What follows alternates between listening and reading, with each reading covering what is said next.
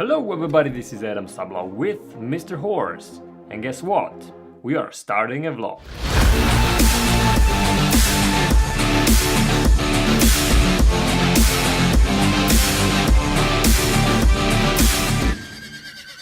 This is Mr. Horse. The fact that we are making a vlog was pretty much the only thing that I wanted to tell you in this video. But if there is something you would like to know or learn, for example, how did we create the intro for our vlog, let me know in the comment. I can tell you what this vlog is gonna be about. I've been working with After Effects for some time already, it's quite some time, and I've learned a lot on the way. So there's some stuff that I could teach you.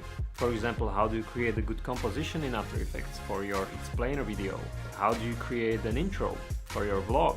I know that most of you filmmakers hate After Effects because most of people is afraid of it. I guess it's because it looks so complex, but after all it's just a Photoshop with keyframes, that's it.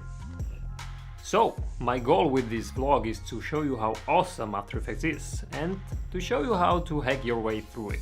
I'll be adding more stuff in future, so subscribe and I guess see you in the next video. Yeah, smash the like button and subscribe if you're not already.